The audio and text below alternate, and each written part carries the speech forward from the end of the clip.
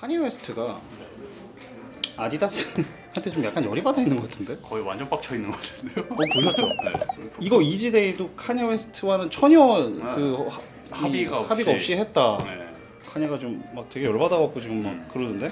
그러니까 이 제품을 고르는 것도 자기의 의사와는 아무런 관련이 없다. 그냥 말 그대로 아디다스가 단독적으로 재생산을 해서 멋대로 지금 이지데이를 하고 있는 거다. 뭐 이런 짧게 요약하자면. 네, 근데 법적으로는 문제 없잖아요, 사실.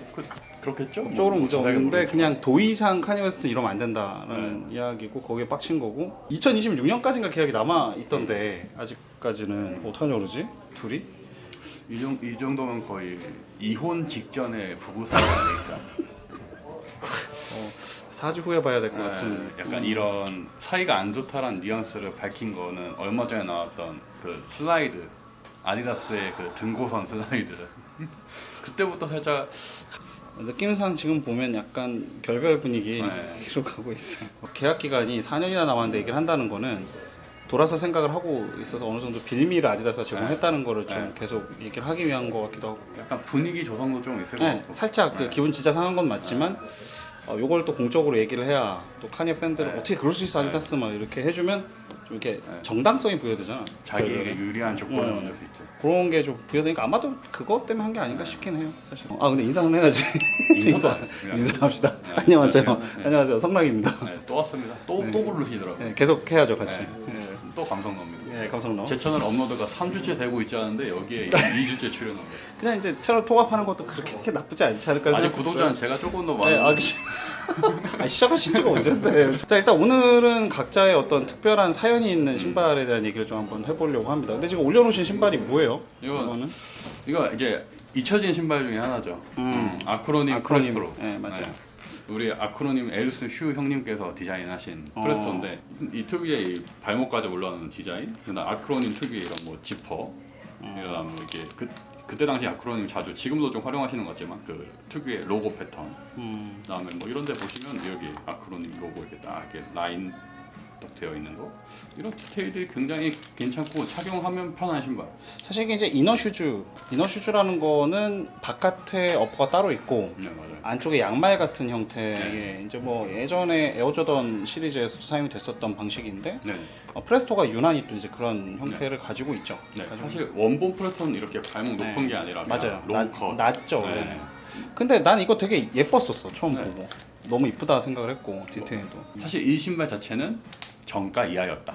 리셀가로 굳이 얘기하자면 굳이 리셀가로 얘기하자면 정가 이하였다. 하지만 당첨이 됐었기 때문에 구매를 했다. 앞에 보니까 좀 뭐가 있는데? 여기 앞에 보시면 굉장히 대칭이 아주 잘 맞는 사인이 있잖아요. 이게 지금 이 아크로님의 그 디자이너신 에롤슨 슈님의 사인이에요. 대박. 네, 이게 이거 어떻게 받았어? 예전에 그 아크로님이랑 그 협업해서 의류가 나온 그 브랜드가 하나 있었어요. 거기에 파티를 했었는데 거기에 에로스 휴님이 직접 오셨고 제가 그 파티에 어떻게 잘 낑겨 들어갔어요. 네, 운 좋게. 그래서 낑겨 들어가서 그때 지금이 기회다. 있는 아크로님이 그때 딱 이거 하나 있었어가지고 이거 딱 들어고 왔죠. 주섬주섬 이렇게 딱 내밀면서 사인 좀, 플리즈 사인 이렇게 영어로. 플리즈 사인. 플리즈 사인. 이 영어로 플리즈 사인. 플리즈 사인. 그때 딱 굉장히 딱 각 잡고 이렇게 딱 잡으시더니 이 보드마카 같은 이런 약간 사인이 아니라 그림을 그리시더라고.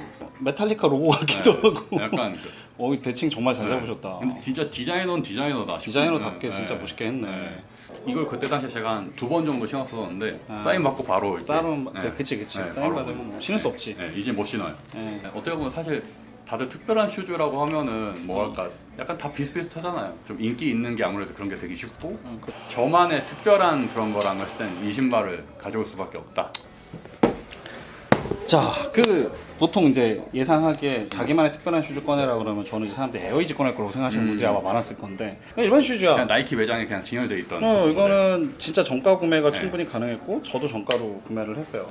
보면 엄청 신어가지고 이 별이 사라졌어. 신발을 좋아하게 된 계기 중에 하나가 그거야. 어렸을 때 너무 가난해서 신발이 없었어요. 그러니까 브랜드 신발 하나를 못 가져 먹었어.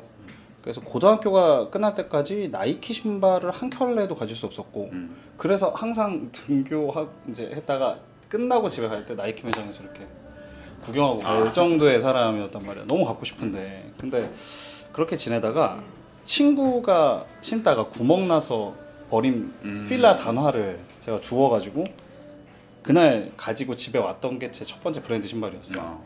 너무 좋아서 껴안고 잤어. 난 안고 자는 걸 좋아해. 저번에도 안고 잤어. 계속 안고 자, 진짜로. 근데 이제 그러고 학교를 갔는데 애들한테 걸려서 거지라고 막 놀림을 받고 이제 군대를 전역을 하고 왔는데 아는 형이 노란색 나이키 발목 낮은 신발을 신고 온 거야. 노란색. 나 그게 너무 예뻐가지고 멀리서 이렇게 보고 있었어. 묻지는 못하고 그냥. 그 모습을 보시고 형이 가고 나서 어머니께서 우시는 거야 갑자기. 그 바라보는 모습을 보시고. 네, 성락아 진짜 미안하다. 가난해서 미안하다고. 너무 슬픈데. 성락이 너는 내가 어렸을 때부터 지금까지 신발 하나 못 사주고 진짜 엄마 가난해서 너무 미안해 막 우시는 거야. 그게 너무 뇌리에 강하게 나왔어요 그날이. 그죠. 내가 나중에 돈을 좀 더 벌면 노란색 예쁜 발목 낮은 나이키 신발을 반드시 사겠다 생각을 했어. 그래서 이게 출시가 됐어요. 별로 비싼 신발은 아닌데 보자마자 옛날 그 신발 생각이 나는 거야. 그죠. 바로 그냥 구매를 했거든. 그래서 막 이렇게 닳도록 열심히 신었어요. 그러고 나서 이제 그 형한테 찾아가서 얘기했지. 형 나도 이거 노란색 신발 형 옛날에 그 했던 것처럼 비슷한 거 샀어 라고 했더니 에어포스야. 그랬더니 형이 그때 내가 신었던 거 덩크였는데? 이런 거야 갑자기. 그러니까 내 머릿속에 약간 뭔가 이렇게 착각이 생겼던 거야. 그게 나는 포스인 줄 아셨는데. 내가 하물며 덩크 포스를 구별 못하겠어? 근데 그때 너무 넋이 나가고 이렇게 보다가 머릿속에 조작이 일어났나 봐. 덩크를 포스라고 착각을 했고 심지어 노란색도 아니었대요. 그래요? 그 형 말이 녹색과 노란색이 같이 들어있는 신발이었대. 난 녹색을 본 적이 없거든. 보고 싶은 것만 본 거야 그냥 진짜. 그 신발은 아니지만 나한테 일단은 노란색은 그때 이후로 이제 약간 어머니를 자꾸 상징하게 되는, 생각하게 되는 색깔이에요. 그래서 내가 이걸 신으면서 내가 이건 예쁘니까 내가 이 신발을 신으면 더 이상 우리 엄마가 울지 않겠지? 라는 생각을 매일 하고 다녔어요.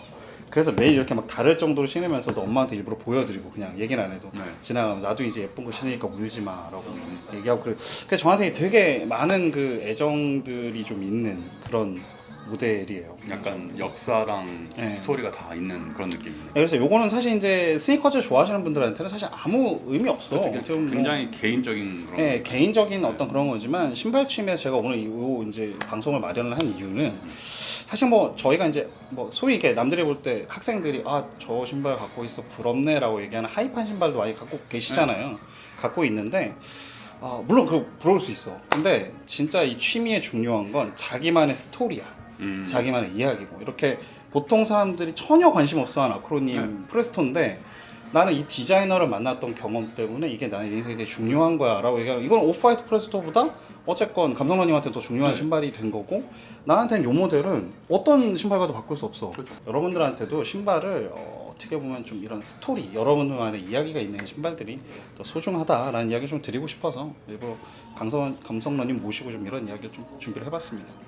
약간 그런 거에 좀 차이가 있는 것 같아요. 네. 예를 들어 그냥 신발을 패션으로서 접근하시고 네. 하시는 분들은 아무래도 하입 유행 이런 걸 좀 더 많이 추구하시고 그렇게 되는데 나쁜 건 아니야. 그것도 그런 분들이 계시기 때문에 맞아. 더 발전하고 더 좋은 신발이 나오는 거니까.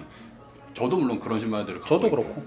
근데 약간 신발이란 취미를 그 패션보다 신발에 대해 조금 더 초점을 맞추게 되면 이런 모델이 하나쯤은 생기게 되는 것 같아요. 맞아. 그러다 보면 또 중간에 한두 개. 그 유행하는 거 쫓다 보면 그런 거 쫓으면서도 이런 신발이 생기는 거고 그냥 이런 신발로 시작을 할 수도 있는 거고. 그러면서 뭔가 자기만의 스토리 있는 신발이 하나쯤 있으면은 약간 뭐랄까 그냥 취미 생활을 넘어서서 약간 좀 진득한 매니아적인 감성을 느낄 수 있다라는 거죠. 저희는 계속해서 그 취미를 좀 도울 수 있게 좋은 신발들 계속 보여드릴 거고 계속 가지고 나와 보도록 하겠습니다. 계속 출연을 이제 하실 거니까. 이렇게 흘러가면 안 되는데. 저희는 다음에 또 다른 방송을 찾아뵙겠습니다. 감사합니다. 송모 채널은 살아 있어요. 끝내.